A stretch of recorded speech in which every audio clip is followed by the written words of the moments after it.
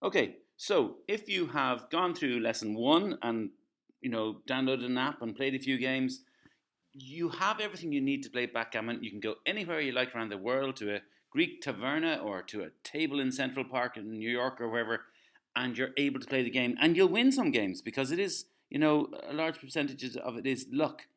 And but you now are in the luxurious position of having a choice. You can say, well, look, this is what I want to do. I want to enjoy it. Have a game with friends over a few drinks or whatever. Um, or you might say, well, look, I really want to study the game. And for me and for a lot of people, the beauty of the game is that you can learn more and more strategies and tactics. That's where the game gets really good. And what we'll be doing now over the rest of this course is just giving you thoughts and ideas. There's no formal order you have to do things. I've picked out a few things for tonight where I just thought a few things we could do just to kind of get you started on starting to think tactically. You'll still need to play quite a few times, download an app, just keep playing games against the computer, learning. You gotta just get more comfortable moving checkers around. Um, but and strategy comes slowly. You cannot learn. It's like golf. You cannot learn everything at golf in one go. You build it up bit by bit. But um, assuming that you want to get a little bit better, and is luck, but you put yourself in a position, you put your checkers in the position where you can maximize your odds, maximize your luck by playing well. So assuming you want to kind of study a bit more, let's go through just a few early tactics that I think are quite helpful for you to be bear in mind. And the first of these is something someone said to me when I was starting. Cracker, one of the great Irish players, said essentially at the start, it's just a blot hitting contest. So you remember what a blot is? It's when your opponent has got a single checker and a point, and you can land it and put them back to the start. Now, if we were to roll a 5-3, a very common use of a 5 and 3 is to start. Is if you look at on the bottom, we're playing white. We're moving into the right hand side. The right hand side is, remember we called it our home board. That pile of 3 checkers. If I move one of them forward 5, and then the pile of 5 checkers, and move one of them forward 3. I've made a nice little safe point in our home board, and that's often with a 5-3. It's a very good move.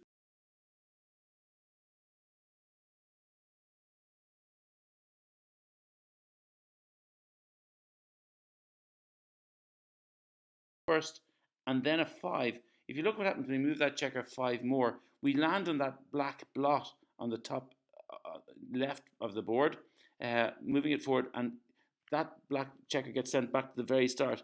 We've made a big kind of gain in the race, and we've sent them back. So usually hitting a blot is a good idea, and you know what? It feels good too, and you can be smug like that guy and just you feel that you're fantastic. Second uh, thing to think about maybe early on is there are some points, some locations on the board are more valuable than others, and in particular the 3 points I just want to introduce you to, and they are our golden point, which is our 5 point, and I'll show you what our 5 point means in a second. Um, our 4 point and our 7 point, or our bar point, our kind of bronze point, and I like it. The 5 point is always called the golden point. You don't hear the 4 and the 7 being called the silver and the bronze, but I like thinking about in that order because that's the order of importance that they are. So looking at the board, if you look at the bottom right, as I said, is our home board, and if you look at it there, if you're moving from there's a number that says 167. If it's just to the left of that, there's a black checker on it, the first white triangle. That's our 1 point in our home board. And beside it, there's another black checker on our 2 point. The next white is our 3 point. There's a black on our triangle, our 4 point. And then there's another white triangle beside the big pile of white checkers. That's 1, 2, 3, 4, 5 in. That's our 5 point. And that is the most important point we can make in our board. And for that reason, a 3 and a 1 are the best possible opening roll because we can bring one of the checkers in from the pile of 3 with a 3. We can drop one off the big pile of 5, and we've now made our 5 point. We've made our golden point, which is massive, a huge tactical advantage in the game. It took me a long time to realize just how important that 5 point is. Sometimes you don't get as lucky as that, but say you roll a 4-2. Well, we can take the point beside our 5 point, which is our 4 point. So again, counting from the 167, at the bottom right hand side, the number 167, and kind of 1, 2, 3, 4 in, um, we can make that point with a 4 and a 2. So the pile of 3, bring one of them in 4, the big pile of 5, drop one down, and we've made our 4 point, which isn't as good as our 5 point, but still a good point to have. And maybe we can't make those, we get a 6 and a 1. Now look up at the top left of the screen, we've got a pile of 5 white checkers there, we're white. So if you take one of them and play it forward, 1, 2, 3, 4, 5, 6, this is where it'll finish. Take the pile of 3 checkers, drop one of them forward, and now we've made our 7 point. It's sometimes called our bar point. I think of it in terms of our bronze point. And why I say bronze point, let me give an example of another situation. Let's say things have moved on a little bit and we roll a 6-1. You might say, well, that's what we do. We make our 6 comes down, we close it up, and we've made our bar point. But there's a better move. That's our bronze point. Well, we can use a 6-1 now to make our golden point. Because if you look at the checker at the bottom left quadrant, we have a single white checker there. If you move that forward 1, 2, 3, 4, 5, 6, it lands here. Drop one down, and we've made our golden point. So there's different choices you could do there. And interestingly, there's another move that you could do as well. So let's go back to the start. I don't know if you can see. Is there anything else you can do? Well, what was the first thing I said? Was if you can hit a blot, it's usually a good idea to do so. So look at the top right. We have 2 white checkers there. If we take one of them and move forward 1 and then 6, we can hit our checker, our opponent, put him on the bar. And both options. This is personally, I prefer to make the 5 point now, and I'm possibly more conservative, but that's a good move with it. Other people would prefer to have a situation where they've hit their opponent, sent them back in the race, and yes, they haven't made a point, but their opponent is well behind the race, and they get to feel like this guy again. So it's attractive. Next, third thing I'm going to need you to think about is just try to make an anchor, ideally an advanced anchor. Let me show you what I mean by that term anchor. Up in the top right there are 2 white checkers. The way I think of it is we have 2 white checkers we're trying to escape, and our other 13 checkers are trying to block their checkers in. So we want to try and get our 2 white checkers moving and escaping. And if we were to roll a double 4, if you remember from last week, that means we get to use the 4s twice, but I'm only going to look at 2 of the 4s. If we roll a double 4, 2 things we definitely want to move is take the back checker and move it forward 4, take the other one, and now we've made a point that our opponent can't land on, and it's called an anchor. And the more forward it's called, the more advanced an anchor it is. And having an advanced anchor is a big advantage in a game. Now, I won't bother with what you do with the other 4s, because I said we'd use them, but if you roll a 4-4, it's a lovely opportunity to make a nice advanced anchor. But let's say we didn't roll a 4-4, we rolled a 5-4. Well, look at what we have to do this. Well, look at the top left, big pile of white checkers. We can bring one of them down with a 5. It's nice and safe. That's probably the best thing to do with a 5. But going back to the top right, we can move a checker forward 4 places. It's not safe. It could get hit. Look, these things happen. But we're starting, it's called slotting. We're putting a checker in the place we want to be. So if our opponent doesn't hit us and we roll a 4 next go, we've made it. So sometimes to make a point, you have to kind of sort of start moving on it and then hope you can finish it off next time. Here's an example of a situation where I just picked a situation where we've rolled a 6 and a 3. Look down the bottom middle, there's a black checker on their own there. We like to hit, so we can come down from our pile of 3 checkers on the top left. 1, 2, 3, 4, 5, 6. We'll hit our opponent, put them on the bar. And you might be forgiven for thinking, well, it's nice and safe. Move that checker that we moved 3 more. It can't be hit. We're nice and safe. It looks good. But in fact, there's a better thing we can do rather than doing that. Again, look at the top right quadrant. And I do appreciate you're hearing me talk top left, top right very fast here. Just pause the video, go back and rewind the video as you need to. But if you look at the top right quadrant, we have a 3 to play. If we move our back checker forward 3, we've made a lovely anchor there. Yes, we could get hit. Our loose checker on the bottom could get hit. You know, we take a risk. But even if it's hit, we now have somewhere it can land in the top, in our opponent's home board. So it's really nice that way. So an anchor and an advanced anchor in particular are very valuable. That was the position I gave you. And if you look at our opponent, that black checker in the bottom middle. But let's take that checker out of there and put it here instead. And we've rolled a 6-3. We're not hitting anything here.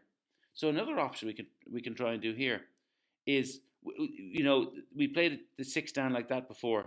We won't bother with that. What if we take our rearmost checker? It's up the top right beside the number 155. And we'll explain what these numbers mean in future lessons. Um, we take that rearmost checker and move them forward six, and then we can take the next checker that was beside it and move it forward to three, and we've made a beautiful advanced anchor. Our two captured pieces, as you like, are nearly, they're gazing at freedom now, which is really good. So getting an advanced anchor is a huge strategic help in a game, and one thing you need to think of towards the start at the start of the game. And finally, a big tip to all new players.